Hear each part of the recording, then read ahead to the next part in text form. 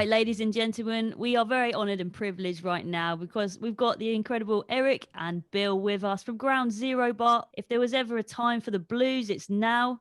Hollywood actor Morgan Freeman, attorney Bill Luckett, Memphis entertainment executive Howard Stovall, and Eric Meyer all co-own the venue, Ground Zero Blues Bar in Clarksdale, Mississippi. It is a mecca for blues artists far and wide. So welcome to the show, guys, and thank you for joining us. We're glad to be here, Paula. Yeah. Thank you for thank you for the opportunity.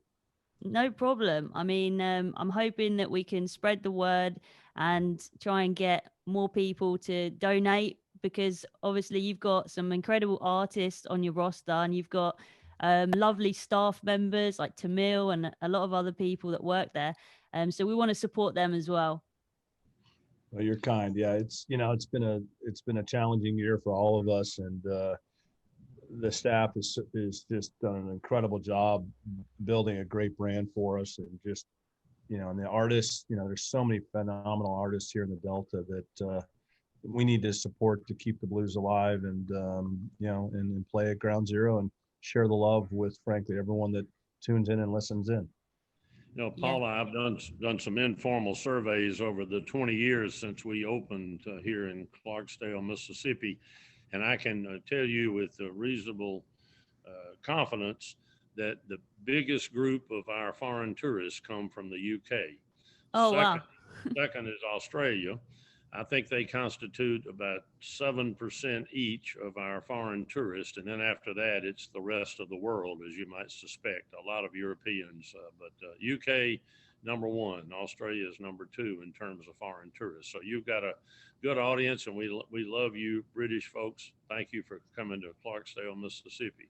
No problem at all, man. I went myself a couple of years ago, and you guys were all in the house. Morgan Freeman was there. I met you, Bill, and we spoke briefly. But I actually was invited up on stage by the house band, who were so kind and sweet, and they let me play the drums because I played drums since I was 8 years old, and I love it. So I had an amazing experience at your bar. So I think I'm gonna tell everybody that I can about it. Well, we need a return visit and a repeat performance by you then. No problem. If you're lucky, you'll get Bill to play the kazoo. I love that. Lucky, I assure you, I don't play anything. I'm a good listener. It's and fine quality. Bill, maybe there's logic why the Brits love what we do, and maybe I remember when you and I started working together. It's just such a logical transgression or just evolution of blues into really the British invasion. Well, you young folks, or excuse me, you younger folks, I consider myself still young, but I grew up in the days of the British invasion bands, typically the last half of the 60s and the early 70s, when so many of the British bands were picking up on these blues artists out of the Delta. When the Beatles and the Rolling Stones and lots of groups would come to America, some of their first inquiries would be, now, where can we see Muddy Waters? Now, where's Howlin' Wolf? Where are these great blues guys? And they were inquiring about them. And so many of their songs emulated these blues musicians. So in a sense, frankly, I didn't even realize what was going on at the time, but I was being reintroduced to music that had its origins right here. But I was really not in a position to even know what we had here at the time. It took my being in the 1980s, in my 40s roughly, to be able to realize the influence this music has had all over the world, especially of these aspiring young musicians in the UK. Yeah, definitely. And I know that us British people, we haven't got too much to be proud of in the last few years, but we're very proud of our music and definitely the British invasion, the Beatles, the Stones. And I read Keith Richards' book. I listened to it on audio as we were doing an American road trip just on our way to visit Ground Zero. And he's just always banging on about the importance of these artists, the blues, and how once he had the money and the opportunity, he just went straight there and he just wanted to learn from these guys, and they covered a lot of their songs there. It's so important to pay homage to those guys. Well, Paula, y'all have a lot to be proud of. The number 2 and the number 3 best-selling books in the history of the English language have their origins in Britain. The works of Shakespeare is number two, only after the Bible. And the Yeah. Complete Angler, the works of Isaac Walton, are ranked number three in terms of prints of editions of English language books. So there are two big things you'd be proud of right there. And Oh, y'all are thank a you. very civil country. I've always loved my visits there. I've enjoyed England immensely, and the UK generally. So hopefully I'll get back over there. You get over here. Yeah, yeah, definitely. We'll have to do role reversal. We'll meet up and say hello.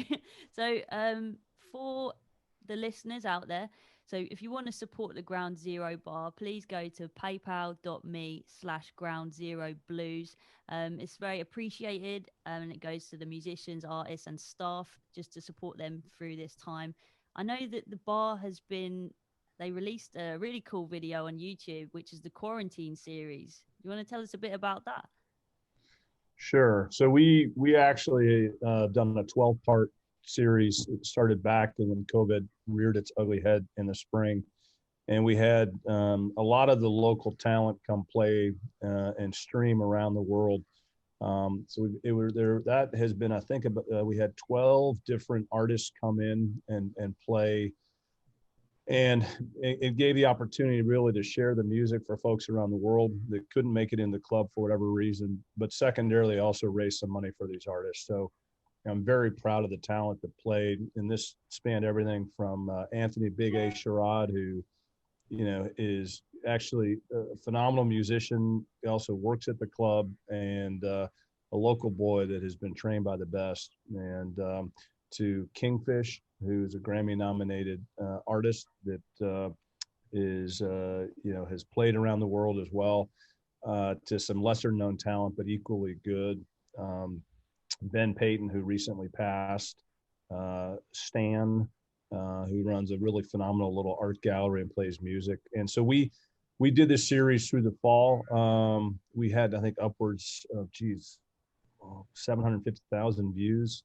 So we're approaching 1 million views on this. It's available on our Facebook page as well as on YouTube. And these are typically 40 to 60-minute shows.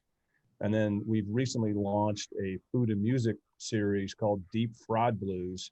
And those were about 3 or 4 segments into that. And we've got, I think, another one set to run next week. So this is a way to stay connected and give back to our audience. The thing that, as Bill highlights, that just is so amazing is we'll get listeners from around the world, and we'll be messaging in real time. So I would encourage everyone to go to our Facebook page, look at the videos, take a listen, or hop on YouTube to enjoy both the quarantine series and our Deep Fried Blues series, which we're currently running. It's just great music, a chance to kind of get a little taste of the Delta if you can't make it there personally at this time. Nashville is home to country music. Memphis is the birthplace of rock and roll. Mississippi is a little off the beaten track. It's home to the blues, which evolved from the farmland along the river. Can you tell us a little bit about the early days of blues and its development along the Mississippi River? Yeah, this part of Mississippi that is known as the Mississippi Delta is really not what we would have learned in geography class or social studies as a delta. We learned geographically that a delta is where a river deposits sediment into a bigger body of water. But this Sure. delta is sort of the triangular shaped northwest quadrant of the state of Mississippi. And it is said that it runs from Memphis, Tennessee to Vicksburg, Mississippi, some 225 miles along the Mississippi River. And as I said, it's kind of the northwest quarter of the state of Mississippi. Now, with that said, this land was built up by deposits of sediment from a flooding Mississippi River over many, many hundreds, maybe thousands of years.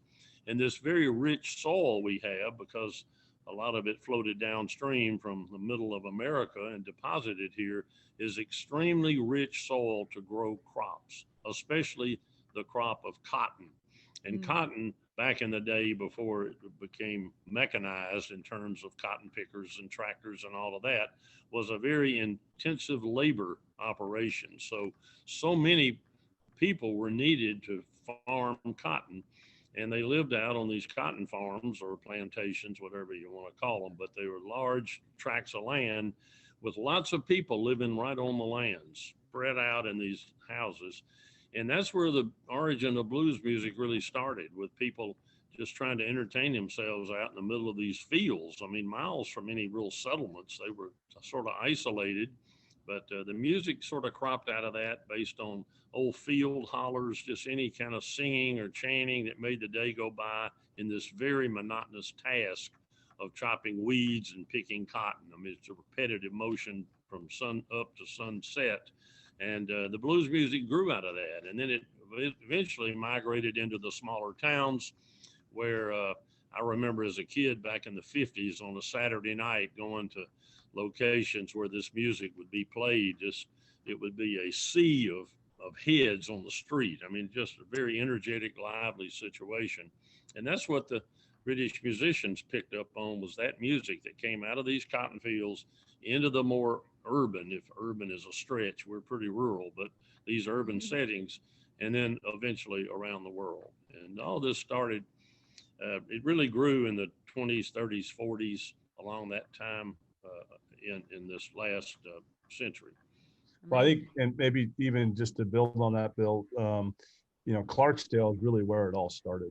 I mean, there's a reason we call the club Ground Zero. Yeah. The crossroads is literally probably, I don't know, 3/4 of a mile from our club.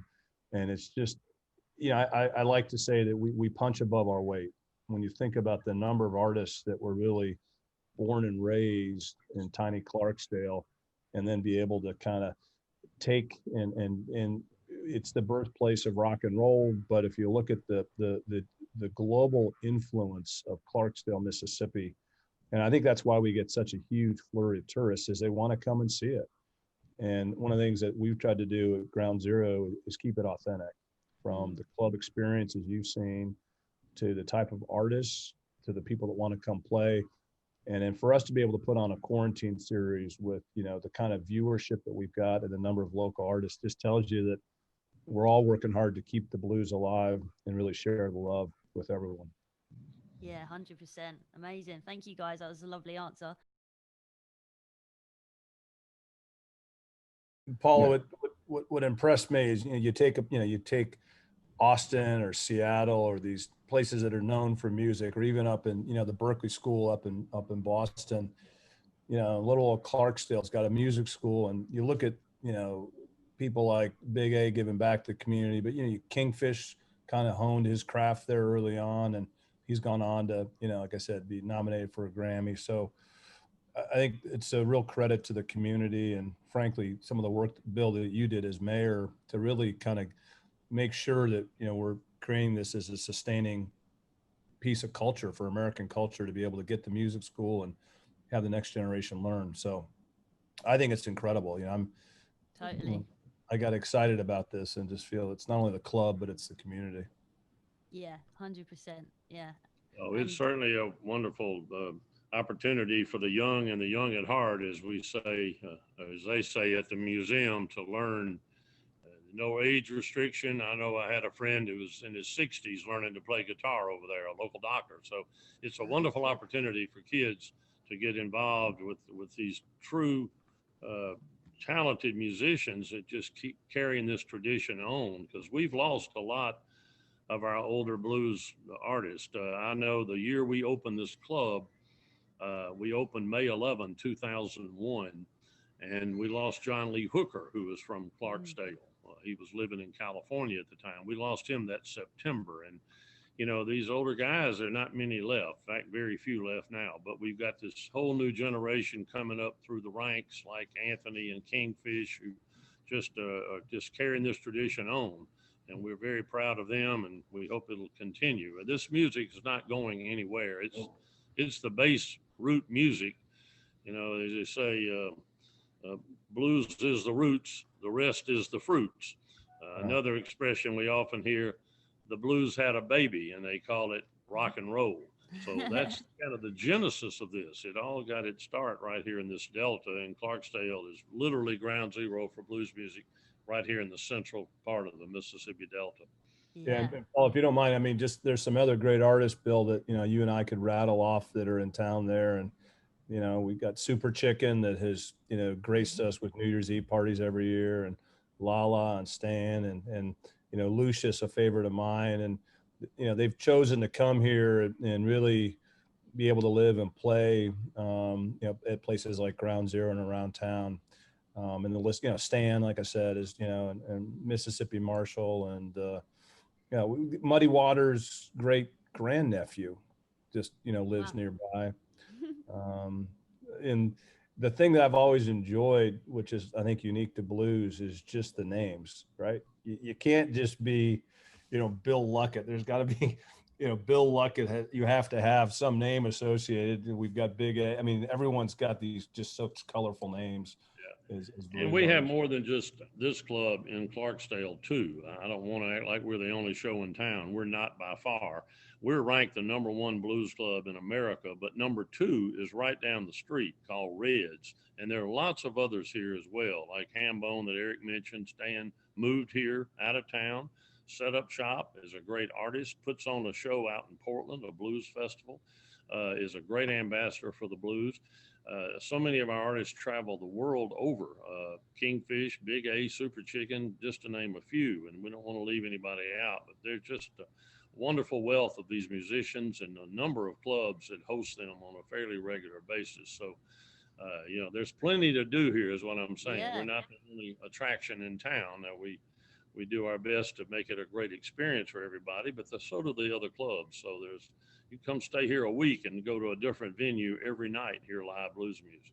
Yeah, definitely. there's a club down the street called the New Roxy that Cool. Robin Kalanis basically took over a defunct movie theater. It's open air now because the roof caved in, and it's one of the coolest venues in town. And Yeah, she puts on a good festival every year. So there's a business here in town called Cathead that's sort of Roger Stoley, who moved here. He said he came for the blues, but he stayed for the people. He maintains a big presence here, and he sort of is our organizer, if you will, and a bit of an ambassador for Clarksdale. He publishes weekly, maybe daily, where you can hear different blues artists at different venues, and so he's right in the thick of it too, and has a great crafts and record store, music store right down the street. All this is real close by too. You don't need a lot of transportation to get to these venues. Yeah. New Roxy, Eric mentions, about 3 blocks away. Cathead's a block and a half, and Reds is a block. The Stands is a couple of blocks. So you can headquarter here in Clarksdale and get all the blues music you want. Yeah, it's every day of the year. I mean, we can go get waffles in the morning and come hear Lala Craig play keyboard, and there's just music is kind of, like I said, the town punches above its weight, and I think a lot of credit also goes to Bubba O'Keefe. Bubba been really promoting the brand of Clarksdale. So give you one snippet here. I mentioned the Portland Waterfront Blues Festival, which is typically held in July. And to Bubba and his team's credit, there was a booth just about Clarksdale. We were the only town or the only city promoting blues at this blues festival, which had well over 100,000 people in attendance. And it just shows that we're competing against places like New Orleans and Memphis, and a lot of times winning for the authenticity. As we look at kind of Bill, the brand of Ground Zero itself, is known, and there's interest in kind of franchising that down the road. So we have a lady here in the house that I'd like to introduce to you. Her name is Tamil. She is one of our Ground Zero Blues Club managers. Yeah. You don't mind? I'm gonna put her on with you right now for a few minutes. She's the mouth of the South and the voice of reason. Perfect. Here she is. Just great. Camille, take it away. Hey Paula, how you doing? I'm so good. Thank you so much for emailing me and organizing this and for joining us today. It's really nice to meet you. Nice to meet you too. Hey Eric. So tell me a little bit about what you do at the bar and like how you bring in these great artists. Well, I'm the booking manager here.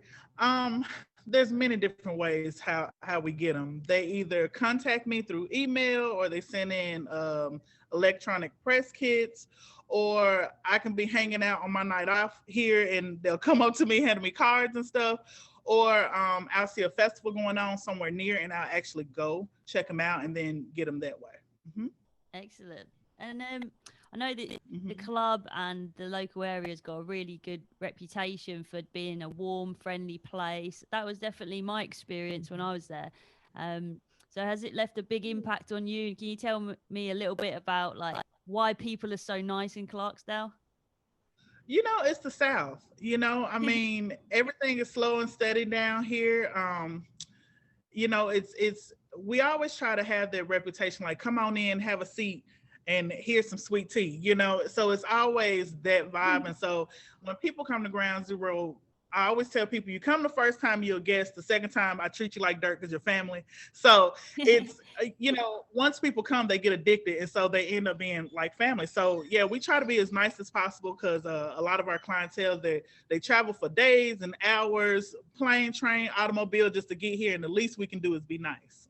Oh, totally. Yeah, I think when I reached Ground Zero, we'd been on the road for like 3 weeks from all the way from like California, and we were having an amazing time. But it was a long like trip, and it was brilliant. Yeah. But when we just arrived, we were just like, we literally just need a coffee, and Yeah. we knew like about this bar, and we were just like, we heard all the stories, so we were like, we gotta go here. And everybody was straight away like, hey, you gotta stay, you gotta come and see these bands. We were like, we don't have time, we gotta get to Graceland, we've got a hotel there. And they just were like, no, you're not doing that. And we just Yeah, stayed you all can't just night. come in for coffee and leave. No, we try to keep you here as long as possible. And I Yeah. understand those long flights. I'm a military brat, so I've been on the 13-hour flights, and by the time you get to where you're going, you don't know where you at. You don't know what time it is. You don't know anything. You just want, something to eat and something to drink and somewhere to lay your head. And so, when you get here, we want you to sit down and eat like you're in our grandma's kitchen. We want you to sit down and eat, get you something cold to drink. Are you comfortable sitting right here? Can I move you somewhere else? Is it too loud, too close? So let's move you over here. We try to make you as comfortable as possible because we get it. We get it. Definitely. And like for us English people who might not be so aware, I know that the bar's based on like an American juke joint. So tell us what a juke joint is. A juke joint, basically, well, back in the day, they used to be like in the middle of nowhere. You get uh, rubbish from literally everywhere to build these places out in the middle of nowhere so people can juke and have a good time. Ground Zero, we've tried to make it look aesthetically as much like an old school juke joint as possible. Mismatched tablecloths, mismatched chairs, writing everywhere. I always joke with people and say we're held together with duct tape and sawdust. And neon lights. It's just a cool place. So we tried to make it look and feel as much as a juke joint as possible. And I always tell people to keep that tradition. We have people in here from barefooted to wedding dresses, because literally you might see somebody barefooted and 2 tables away, you might see somebody in a wedding dress. And so yeah, that's what a juke joint is. Just a good old fashioned bar that is somewhere where you can juke and dance and have a good time. Amazing. And what are some of your personal favorite blues musicians and some of your all-time favorite like blues songs? Oh, Paula, you're gonna give me fussed at saying my favorite blues music. Better be I careful. tell you what, Be careful. right. Right.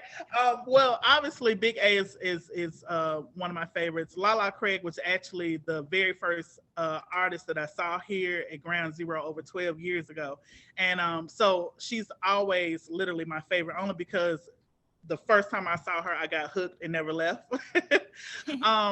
Kingfish, I've loved to watch him actually grow as an artist and see where he's headed. So he's one of my favorites. But I got a million favorites. I'm just gonna name those few because I don't want somebody to say, "Well, she didn't say my name."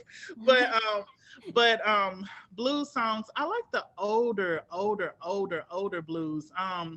The kind of cross between blues and gospel. I can't think of any names, but I like the more like bluesy gospel. Ben Payton was a perfect example. The thing, right? Yeah, he was literally the perfect example of the type of blues I personally like. Only because it reminds me of my grandmother. When I listen to him, I literally picture my grandmother making biscuits or butter rolls in the kitchen because that's the type of stuff she listened to. So his music was more of a cross between blues and gospel, and that's what I love. And you know, the sad thing. So Ben played for us in the quarantine series over the summer, and then tragically he passed in the fall. So, you know, I think I would encourage all the listeners to go out and listen to that. You know, I'd say Mark Muleman Massey's got that same tinge of gospel blues. It's you know, it's just it's comforting music, and that's the thing that's always, and it's authentic. And one thing to highlight here, Paul, so you asked Tamil about the club. Well, the club was actually a cotton gin. So while we've worked hard, ask you. I know that for 30 years it was vacant, and then it was a wholesale Delta grocery, and then a Cotton Co. So yeah, tell us a bit about that. Well, Bill may know. Bill, do you want to give the history? I mean, it's about as authentic as it comes. Well, the history of this building was it was built in 1904, and since cotton king here in the Delta, it actually was a cotton grading warehouse rather than a gin per se. But surprising in a way, when I was rummaging through this place, there were still artifacts here from the early 1900s. Wow. As Morgan Freeman and I literally shovel stuff out into trash bags to clean this up. I wish I had a picture of his doing that, but he was side by side with me as we cleaned out the premises.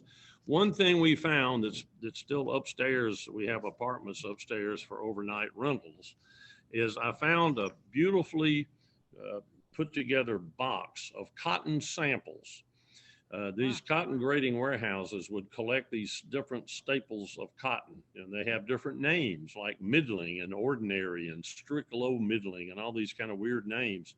And they would put these little loaves of bread like cotton samples in a box that measures probably 2 feet by 2 feet by 6 inches thick. And where did they go? They mark on the outside label. They went to Liverpool. They went to Manchester. They went to London. They went all over England from right here in this building. And there's a box upstairs that shows all the intended addresses. Just check the block. Where is this one headed? So there's a rich history of a British, English, British, and Mississippi Delta connection. Liverpool, as you know more than I, was a huge port in the day. It may still be big. And I've been to the cavern there. We love Liverpool, but the cotton was leaving Mississippi and headed right to Liverpool and other cities in England for use in the mills and all. So there's a lot of history there. The building was occupied after it finished its journey as a cotton warehouse by a wholesale sort of bulk food and saddles and farm type store. And then it went dark in about the 70s. And then we acquired it and redressed it, so to speak, and opened up in 2001. So the history, the building's now 116, 17 years old and going strong, and a lot of good history here, especially in the cotton trade. Now in the blue. Even Bill, the blues standpoint, it was previously owned by, you know, the Stovall's, which traces, you know, Muddy Waters, you know, family was sharecropper for the Stovall's. So I mean, when you talk about just, again, back to just the roots here and just the authenticity and the building was owned by a company owned by the Stovall family, which have a large land ownership just outside of Clarksdale city limits. And as Eric said, Muddy Waters grew up on the Stovall plantation. So the building was one of the Stovall family's buildings. So it's steeped in good history like that. Yeah, we love a good story. That's what the blues is all about. And I wanted to ask you for another reference that maybe English people might not know about, but what is a front porch party? Because I know that comes from Mississippi and Clarksdale. Well, that's the story when people would gather initially on the front porches of these plantation shacks and play music, often without even a guitar, what was called a diddley bow, which would just be a string or a piece of wire stretched between some nails on the wall of one of these shacks. That was an early form of music, rather primitive, but guitars, of course, were around, but not many available. And from there, it grew into more sophisticated instrumentation, like 6-string guitars, 4-string bass guitars, and all of that. But porch parties are still we still have porch parties here in celebration of both blues and Tennessee Williams, who was a well-known American playwright who spent a lot of his youth in Clarksdale. And so we celebrate a lot of the arts here, both music and literary as well. Excellent. And I know that if you go to the Ground Zero bar, that your menu is very bluesy. You've got like real traditional Southern foods. You got Crossroads Burger, Highway 61, Dukin' Blue Burger, Big Boss Burger. Can you tell us a bit about your references there? Well, I'll get Eric to talk about some of those, but I tell you what, we have one dish here that you can't get any more Southern than fried grits. Grits are Southern to start with, and fried food's a staple here. About everything you get around here, you can get other items, of course, but it's fried this, fried that, French fries, fried grits, fried tomato sandwich, fried everything. Fried I'm partial to fried pickles personally. I mean, I don't know. Paula, have you ever had fried pickles? Yeah, I think I had them when I came in. I'm trying to remember now. I definitely had some really great food there and a lot of fried stuff. Well, you know, and so what to even take it further, what we've done now is as I mentioned, we've got a deep fried blues series. So when the quarantine series wrapped up, we then had the musicians come cook some of their favorite meals and then play a set at the same time. So you see a little more color about these artists.